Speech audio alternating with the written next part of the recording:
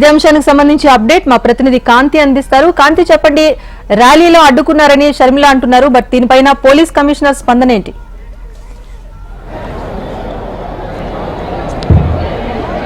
AP PCC chief గా షర్మిల మరి కాసేపట్లో ప్రమాణ స్వీకారం చేయబోతున్నారు. ఇప్పుడే ఆమె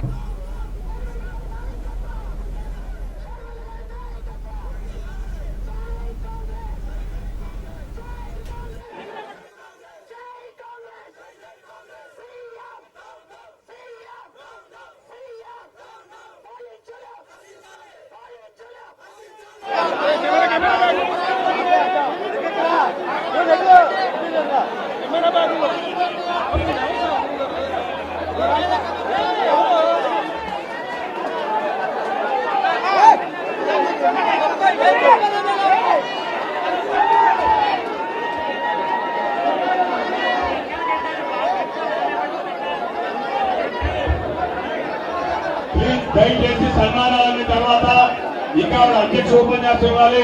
మిత్రులతో సహకరించాల తర్వాత పెద్దలతో మాట్లాడతారు, వారి యొక్క ఆశీస్సులు ఇస్తారు. దయచేసి ఎవరైనా ఇండిసిప్లిన్ లో సభా మర్యాద కాదు, దయచేసి సహకరించండి ప్లీజ్ ప్లీజ్.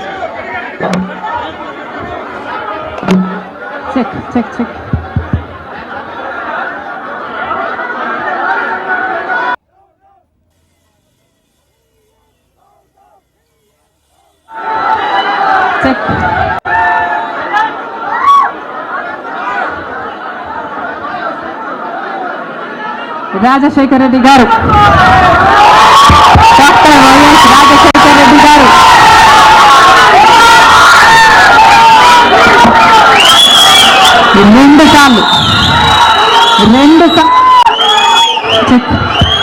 రెండు సార్లు ఇదే పిసిసి పదవిని చేపట్టారు. మళ్ళీ 2 సార్లు రాజశేఖర రెడ్డి గారు ముఖ్యమంత్రిగా గెలిచారు. అదే పిసిసి పదవిని, అంతటి బాధ్యతని రాజశేఖర రెడ్డి బిడ్డను నమ్మి వైఎస్ షర్మిలకు కాంగ్రెస్ పార్టీ సోనియా గాంధీ గారు, రాహుల్ గాంధీ గారు, ఖర్గే గారు, కాంగ్రెస్ పార్టీ పెద్దలందరూ నన్ను నమ్మి ఈ బాధ్యతనివ్వడం రాజశేఖర రెడ్డి బిడ్డకు గర్వకారణం.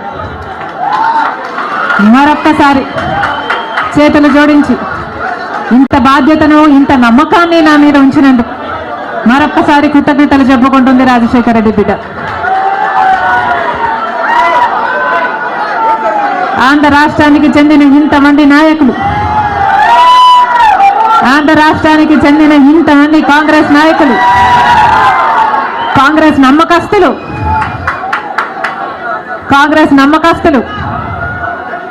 కాంగ్రెస్ పార్టీ ఖాడర్ నా మీద ఎంతో నమ్మకం పెట్టుకున్నారు. నేను రావాలని కాంగ్రెస్ పార్టీ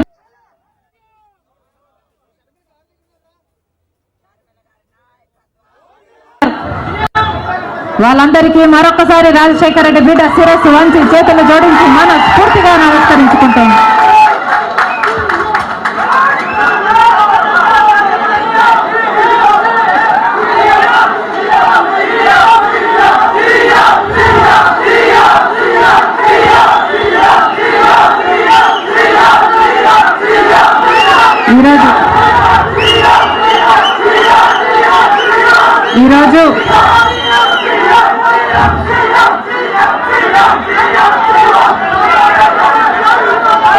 ఈరోజు ఒక్కసారి మీకు తెలియని విషయం కాదు, మీడియాకు తెలియని విషయం కాదు, ప్రజలకు తెలియని విషయం కాదు, కానీ గత 5 సంవత్సరాలుగా ఆంధ్ర రాష్ట్రంలో యువజన శ్రామిక రైతు కాంగ్రెస్ పార్టీ అధికారంలో ఉంది. అంతకుముందు 5 సంవత్సరాలు తెలుగుదేశం పార్టీ అధికారంలో ఉంది. ఈ 10 సంవత్సరాలుగా రాష్ట్రంలో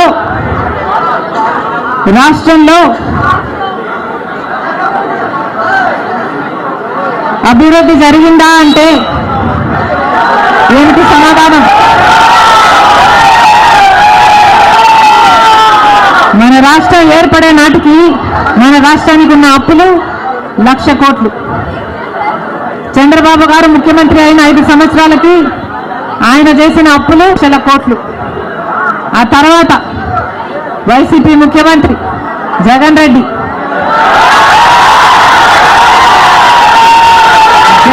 గారు చేసిన అప్పులు 3,00,000 కోట్లకు పైన. మొత్తంగా ఈరోజు అప్పులు 6,5 లక్షల కోట్లు.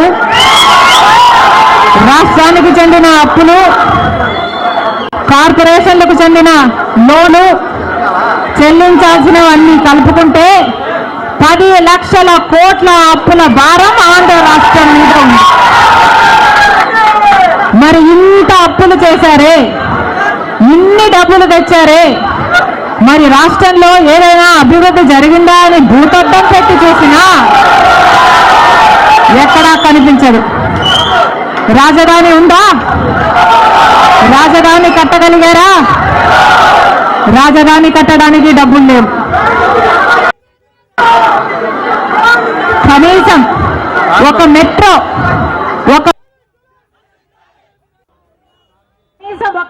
అయినా ఉందా? ఎక్కడా లేదు, కనిపించదు. 10 సంవత్సరాలలో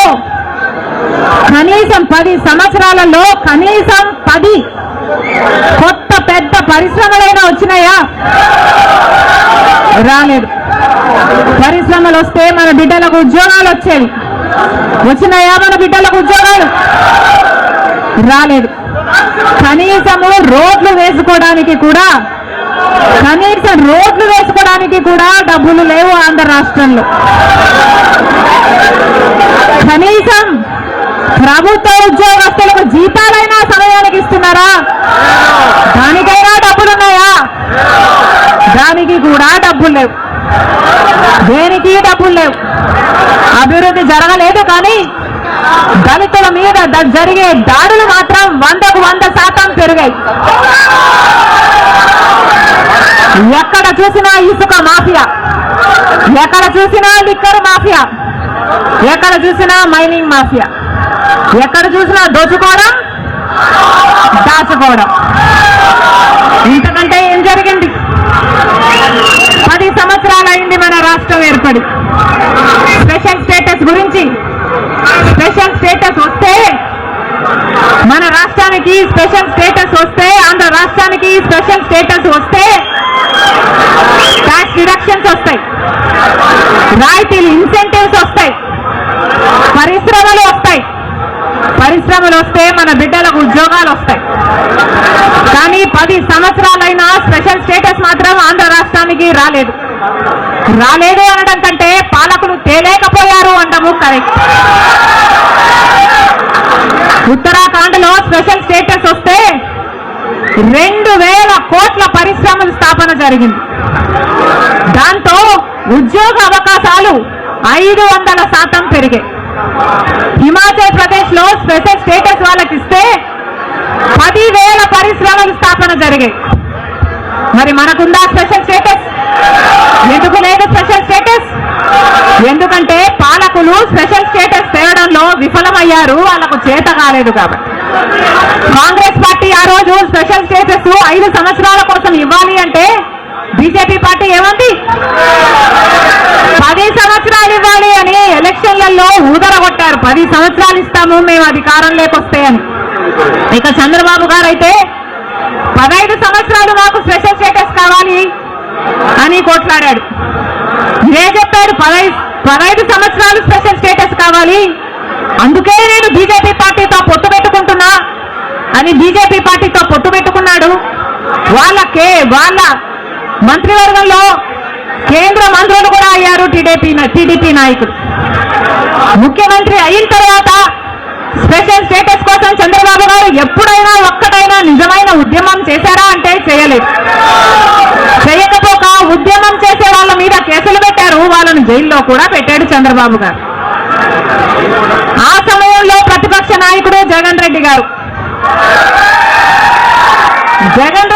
ప్రతిపక్ష నాయకుడుగా ఉన్నంత కాలం స్పెషల్ స్టేటస్ మనకు రావాలి అని ప్రతిరోజు కొట్లాడాడు.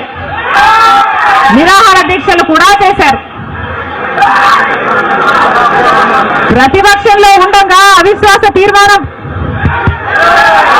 ప్రతిపక్షంలో ఉండగా ఏమా ప్రభుత్వం వాళ్ళు ఎవరైనా ఉన్నారు ఇక్కడ? ప్రతిపక్షంలో ఉండగా జగన్ రెడ్డి గారు చెప్పిన మాట, మేము అవిశ్వాస తీర్మానం ప్రవేశపెడతాము, తెలుగుదేశం పార్టీ ఎంపీలు అందరూ కూడా మద్దతు ఇవ్వండి, మూకుమ్మడి రాజీనామాలు చేస్తే స్పెషల్ స్టేటస్ ఎందుకు రాదో చూస్తారన్నాడు జగన్ రెడ్డి.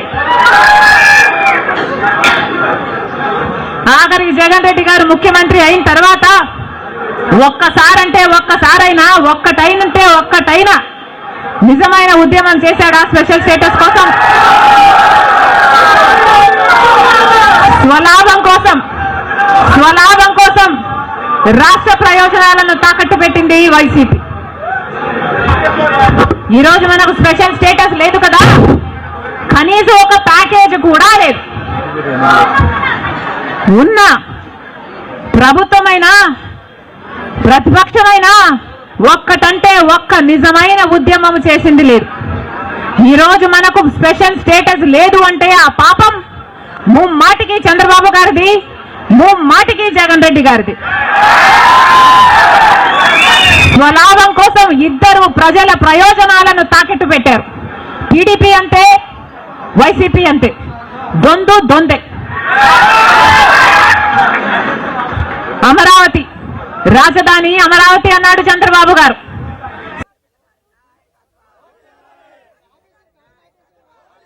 అమరావతి రాజధాని అమరావతి అన్నాడు చంద్రబాబు గారు. సింగపూర్ను చేస్తానన్నాడు. 3D గ్రాఫిక్స్ మొత్తం గుర్తుందా?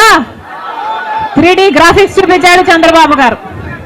పోనీ అమరావతి రాజధాని అయిందా అంటే అది కాలేదు. జగన్ రెడ్డి గారు వచ్చారు. ఒకటి కాదు 3 రాజధానిలు ఉన్నాయి. పోనీ 3 రాజధానిలు అయ్యాయా అంటే ఒక్కటి కూడా లేదు. ఈరోజు మనకు రాజధాని ఏది అంటే ఏదో మనకే అర్థం కాని పరిస్థితి. ఒకటైనా ఉందా అంటే ఏదీ లేదు, ఒకటి కూడా లేదు. మరి ఏమి సాధించుకున్నట్టు? పోలవరం ప్రాజెక్ట్ ఎప్పుడో 1941లో పోలవరం ప్రాజెక్టు కట్టాలనుకుంటే సాధ్యపడలేదు. ఆఖరికి రాజశేఖర రెడ్డి గారు ముఖ్యమంత్రి అయిన 2004లో రాజశేఖర రెడ్డి గారు జలయజ్ఞంలో భాగంగా పోలవరం ప్రాజెక్టును స్థాపించడం జరిగింది. రాజశేఖర రెడ్డి గారు ముఖ్యమంత్రిగా ఉండగా పోలవరం ప్రాజెక్టు చెందిన కుడి ఎడమ కాలువల పనులు కూడా చాలా శాతం చేశారు రాజశేఖర రెడ్డి గారు. మన దురదృష్టం రాజశేఖర రెడ్డి గారు వెళ్ళిపోయారు. ఆయన చనిపోయాక మళ్ళా పోలవరం ఒక్క అడుగు కూడా ముందుకు పడలేదు. చంద్రబాబు గారు పోలవరాన్ని తాకట్టు పెట్టారు బీజేపీ దోస్తీ కోసము. ఇటు జగన్ రెడ్డి గారు బీజేపీతో దోస్తీ కోసం పోలవరాన్ని తాకట్టు పెట్టారు. అంతేకాదు బీజేపీ అధికారంలో 10 సంవత్సరానికి 2 కోట్ల ఉద్యోగాలు ఇస్తామంది బీజేపీ పార్టీ. 10 సంవత్సరాలలో ఎన్ని కోట్లు వచ్చి ఉండాలి? 20 కోట్ల ఉద్యోగాలు వచ్చి ఉండాలి మన దేశంలో. ఆంధ్ర రాష్ట్రానికి కనీసం 1 కోటి ఉద్యోగాలైనా ఇచ్చిందా బీజేపీ పార్టీ? పోనీ 10 లక్షల ఉద్యోగాలైనా ఇచ్చిందా బీజేపీ పార్టీ? కనీసం 1 లక్ష ఉద్యోగాలైనా వచ్చినాయా? లేదు.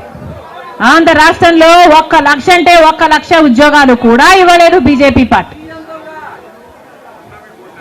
ఉన్నవి కూడా ఊడాయి. బీజేపీ పార్టీ ఆ రోజు చెప్పిన మాట, రైతులకి ఆదాయము డబుల్ చేస్తామన్నారు. రైతుల ఆదాయం డబుల్ చేయడం ఏమో కానీ రైతులకున్న ఖర్చులు 10 ఇంతలు పెరిగాయి. ఈరోజు అప్పు లేని రైతు ఉన్నాడా? అప్పు లేని రైతు ఎవరైనా ఉన్నారా అని ఎవరిని అడిగినా లేదమ్మా అప్పుల పాలైపోయాం. రైతు అన్నవాడు ఆత్మహత్యలు చేసుకున్నా కానీ ఎవ్వడు పట్టించుకునేవాడు లేడు. మరి ఎందుకున్నట్టు బీజేపీ పార్టీ అధికారంలో ఏం చెప్పారు? స్విస్ బ్యాంకులలో విదేశాలలో ఉన్న బ్లాక్ మనీ మొత్తము తీసుకొస్తాము, అన్ని పేదల చేతుల్లో పెడతాము అని చెప్పింది బీజేపీ పార్టీ. పెట్టారా? పేదల చేతుల్లో 1 రూపాయినా పెట్టిందా బీజేపీ పార్టీ? మరి ఎందుకు నమ్మాలి బీజేపీ పార్టీని? టీడీపీ పార్టీకైనా జగన్మోహన్ రెడ్డికైనా ఎందుకు చేయాలి బీజేపీ పార్టీతో దోస్తి? ఎందుకు వాళ్ళ ఎమ్మెల్యేలు, ఎంపీలు, రాజ్యసభ ఎంపీలతో సహా బీజేపీ పార్టీ తొత్తుల్లాగా ఎందుకు మారారు?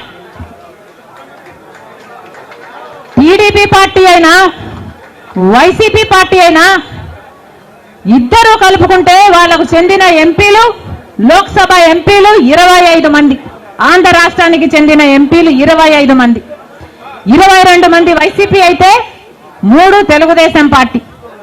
కానీ మొత్తం 25 మంది ఎంపీలు బీజేపీ పార్టీ చేతుల్లో ఉన్నారు. బీజేపీ పార్టీ ఏం చెప్తే ఈ ఎంపీలు మొత్తం అందరూ గంగిరెద్దులాగా తలూపుతారు.